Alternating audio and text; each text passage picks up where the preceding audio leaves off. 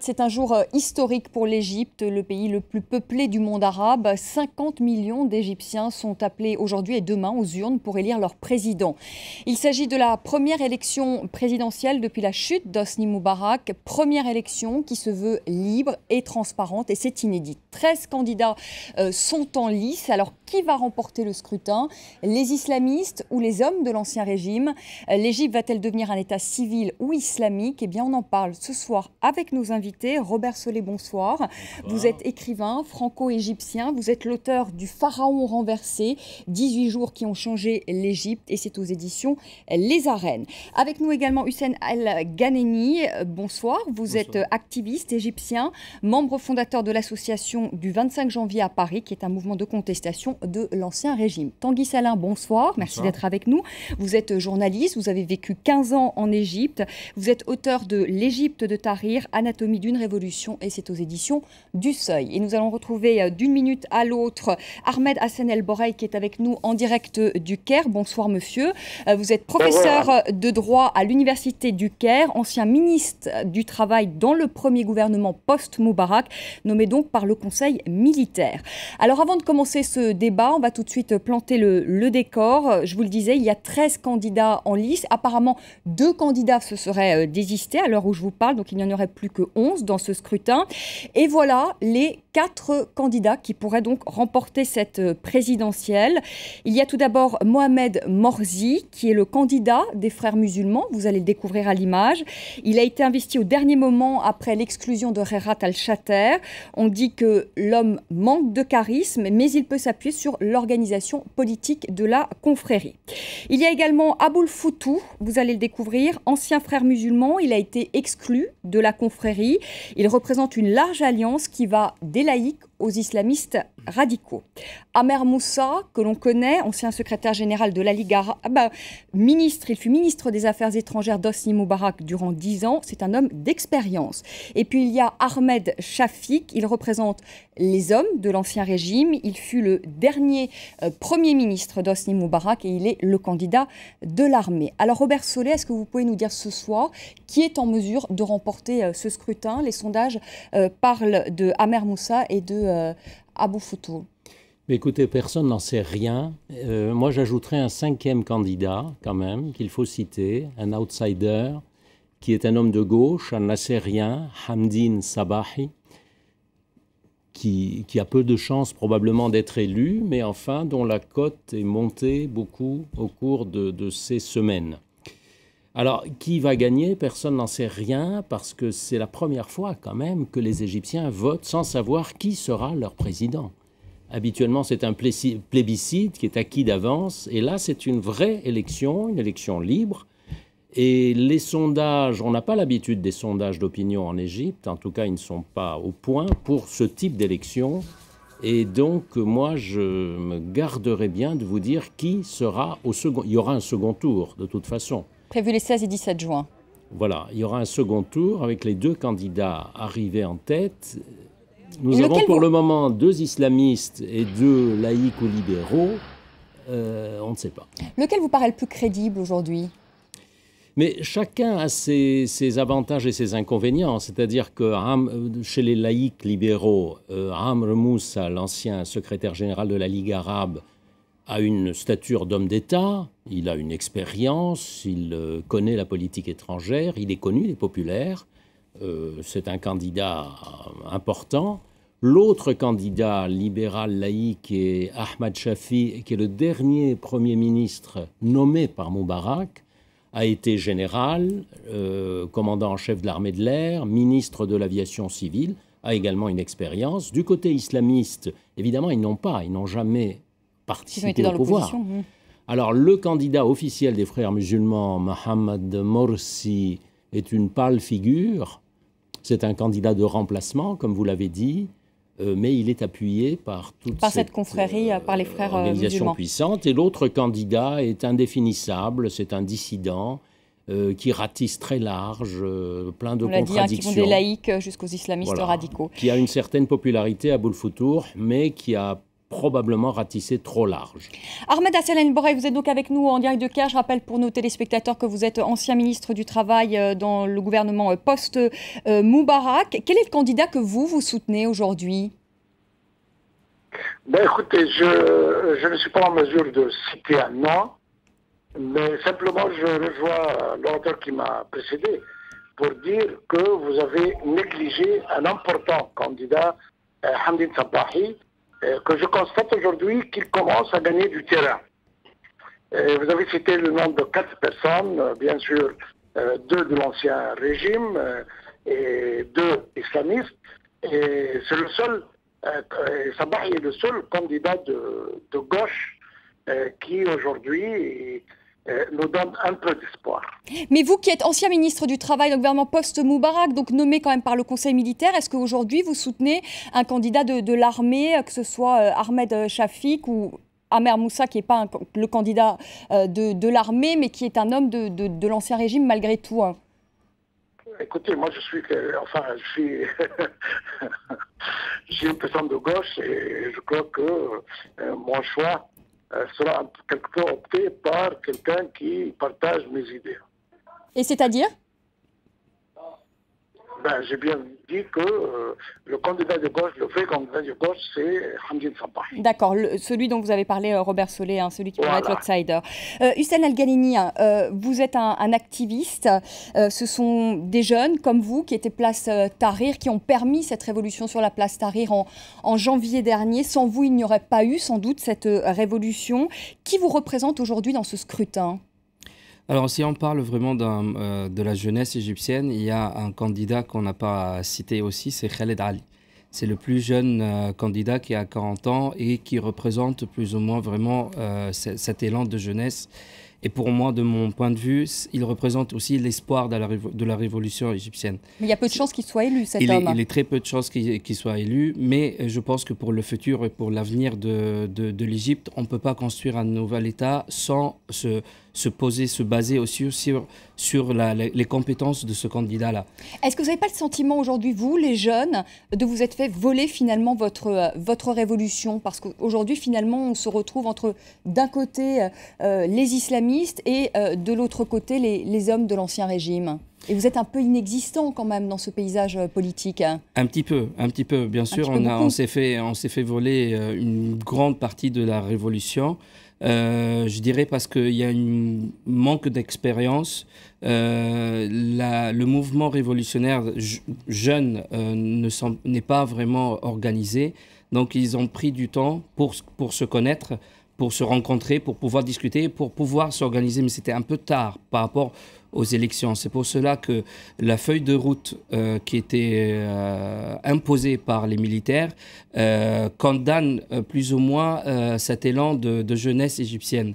Les militaires n'ont pas voulu écouter les jeunes. Ils ont imposé ce rythme-là, ils ont imposé leur date et ils ont tenu le coup aussi, il faut le dire, parce que ils ont été critiqués un peu partout dans les médias, même dans la rue par des manifestants et tout. Mais ils ont tenu le coup et ils ont gardé ce qu'ils ont décidé de faire. Tanguy Salin, est-ce que les islamistes, on le rappelle quand même pour nos téléspectateurs, lors des dernières législatives, ils ont remporté quasiment 2/3 du Parlement. Les frères musulmans, près de 50%, ils ont obtenu 50% des suffrages.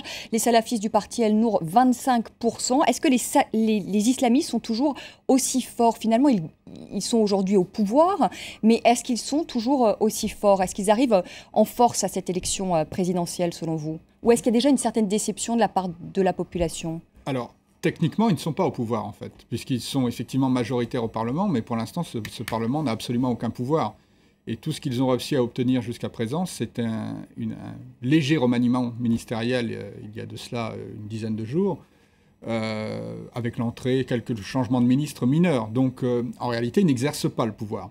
Il ne peut pas y avoir une déception par rapport à ce qu'ils auraient fait ou pas fait. En revanche, ils ont donné, depuis qu'ils sont au Parlement, une image parfois excessive dans des grandes déclarations, notamment sur les thèmes religieux, qui n'a pas forcément plu à tous les Égyptiens, et peut-être y compris à certains Égyptiens. Quel type de déclaration ? notamment des appels à l'application de la charia, des mises en cause d'un certain nombre d'autres personnalités égyptiennes. Ils ont donné un spectacle comme d'interrompre la séance parlementaire pour aller prier. Enfin voilà, un certain nombre comme ça de petits signes qui sont en soi, pris isolément les uns des autres, pas très importants, mais qui pour les Égyptiens, qui sont quand même très attachés à l'image, c'est quelque chose qui est très fortement ancré dans la société égyptienne, qui peuvent avoir joué un rôle. Dans l'absolu, ils ne sont pas plus faibles aujourd'hui qu'ils ne l'étaient au moment des élections législatives. En revanche, au moment des élections législatives, ce qui a marché à fond, c'est la machine de proximité. C'est-à-dire, c'est leur implantation, c'est leurs œuvres caritatives, c'est l'argent qu'ils ont pu déverser ici et là pour convaincre les gens de voter pour eux. Sur une présidentielle, il y a une distance obligatoirement plus grande. Et il est perceptible, quand on écoute parler les Égyptiens, qu'il y a la volonté, à travers cette présidentielle, aussi d'aller chercher un homme fort, quelqu'un qui sera susceptible de diriger le pays et de rétablir un semblant d'ordre dans le pays, puisqu'il y a cette insécurité qui a augmenté, pas dans des proportions totalement délirantes, mais dans des proportions suffisantes pour que les Égyptiens se sentent déstabilisés. Ce serait plutôt un homme de l'armée, un homme de l'Ancien Régime. Pas forcément un homme de l'armée, mais quelqu'un dont les Égyptiens ont le sentiment qu'il a la capacité de redresser, on va dire, le pays. Alors peut-être qu'ils penseront à un islamiste malgré tout, mais en tout cas, le choix est du coup un petit peu plus balancé probablement chez certains Égyptiens. Robert Solé, la question qu'on se pose ici ce soir, c'est est-ce que ce scrutin sera libre et transparent? Je vous pose la question parce que la commission électorale égyptienne comprend des personnalités qui ont été nommées par Hosni Moubarak et ces décisions apparemment sont irréversibles. Alors est-ce qu'on peut penser que ce scrutin sera libre et transparent? Écoutez, beaucoup d'efforts ont été faits pour que cette élection soit normale, libre, avec des observateurs égyptiens et étrangers. Il y a même 15 000 juges égyptiens qui sont mobilisés pour contrôler les bureaux de vote. Donc, en principe, ça devrait se passer normalement. Cela dit, il y aura... Mais si c'est un islamiste qui arrive au pouvoir... Hein. Mais quel que soit celui qui va arriver au pouvoir, il y aura des réactions très vives. Il y aura des protestations très vives d'un camp ou de l'autre. Il ne faut pas se faire d'illusions. On aura déjà le premier tour, on verra qui sont les deux candidats arrivés en tête, et déjà là, vous allez assister à des réactions très vives. Il ne faut pas se faire d'illusions. Mais est-ce que vous pensez, est-ce que vous avez la conviction que si au second tour, c'est un islamiste, c'est-à-dire que ce soit Aboul Foutou ou que ce soit Mohamed Morsi qui remporte le scrutin, que l'armée acceptera le résultat du scrutin? L'armée sera obligée d'accepter le résultat, mais ensuite, évidemment, on va voir quelle latitude elle laissera à ce président. Parce que vous avez une constitution qui est très floue pour le moment. On ne connaît pas les pouvoirs de ce président futur. On ne sait pas si c'est un régime présidentiel, comme ça a toujours été le cas en Égypte depuis 60 ans, et même un régime autoritaire, pour ne pas dire une dictature, ou un régime parlementaire. Si ce n'est pas un islamiste qui est élu, les islamistes feront tout pour que ce président ait le moins de pouvoir possible, pour que ce soit un régime parlementaire. Évidemment, si un islamiste est élu, les islamistes contrôleront tout l'appareil de l'État, à la fois le législatif et l'exécutif. Ahmed Hassan El Boré, je vais vous poser la même question qu'à Robert Solé. Est-ce que vous croyez que l'armée va lâcher le pouvoir, l'armée qui, on le rappelle, a de nombreux intérêts économiques en Égypte? Moi, je crois que oui. Mais ça dépend aussi, parce que, comme vient de dire Robert Solé, c'est que l'armée a beaucoup d'intérêts, intérêts économiques surtout. Et bien sûr, ils seront partisans qu'ils aient un candidat militaire, enfin, que le candidat militaire, qui est Shafik, passe.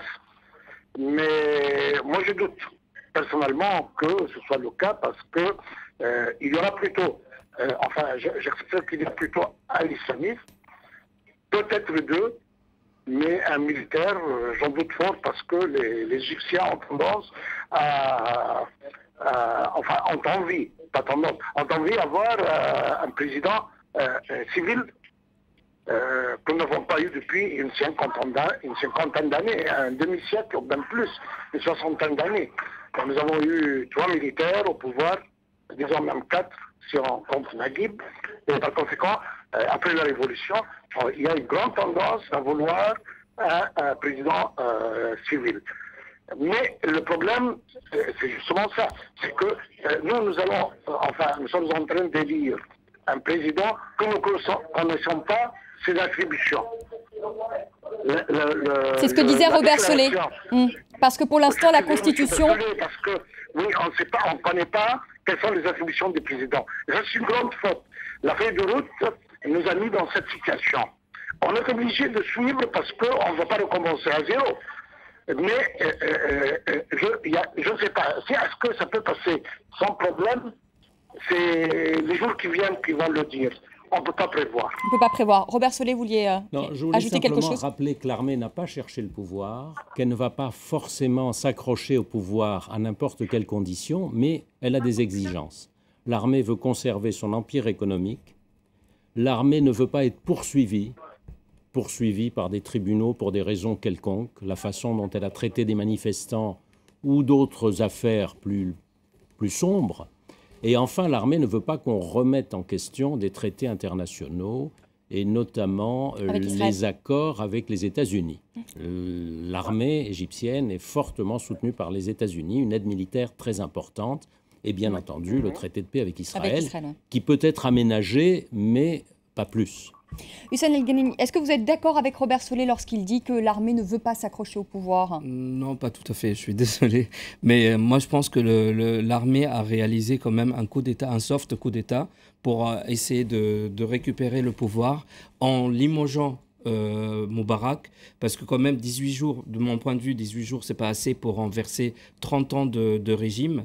Les militaires ont décidé de placarder Moubarak pour reprendre le pouvoir.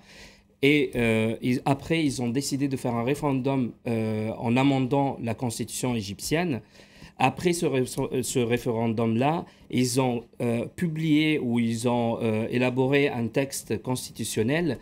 Dans ce texte-là, ils ont mis un article qui légitime leur prise de pouvoir. Parce que dans la constitution égyptienne de base, il n'y a pas un article qui prévoit que le Conseil suprême des forces armées prenne le pouvoir après une révolution ou la mort de Et puis, ce qu'il faut dire aujourd'hui, c'est qu'ils contestent quand même les élections, le résultat des élections législatives.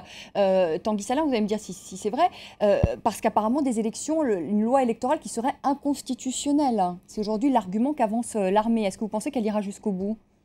C'est difficile à dire, mais c'est certain que le résultat de la présidentielle peut être un des facteurs décisifs. Si les islamistes gagnent la présidentielle, ils ont déjà remporté les législatives, on peut imaginer que les militaires, d'une manière ou d'une autre, veuillent tenter un rééquilibrage. Sans aucune garantie d'ailleurs que le résultat des élections législatives, de nouvelles législatives, ne soit pas le même que le précédent. Ce dont on est à peu près sûr, c'est que l'armée n'a pas envie d'assurer la gestion courante des affaires. D'ailleurs, elle a montré qu'elle n'était pas très compétente pour le faire depuis le début de la transition, ou alors elle s'en est désintéressée par calcul, pour créer ce sentiment un petit peu d'instabilité qui finalement pourrait s'avérer, en tout cas dans son calcul, favorable à l'un de ses candidats. Mais en revanche, effectivement, comme le disait Robert Solé, les militaires n'ont pas du tout l'intention de partir en disant on s'en lave les mains. Maintenant, ils veulent des garanties. Voilà, ils veulent des garanties. Ces garanties, il y a des tractations depuis des mois qui parfois font un peu surface, comme ça avait été le cas juste avant les élections législatives, quand ils avaient essayé d'imposer des espèces de principes supra-constitutionnels qui les rendaient intouchables. Et certainement, ça continue à discuter en sous-main. On va faire une petite pause. On va se retrouver dans un instant pour la deuxième partie de notre débat consacré donc ce soir à cette élection historique en Égypte. Les Égyptiens qui votent pour la première fois pour élire leur président à un scrutin qui se veut libre et démocratique. Et c'est là où ce scrutin est tout à fait inédit et historique, parce que ce serait bien la première fois en Égypte. On se retrouve dans un instant. À tout de suite.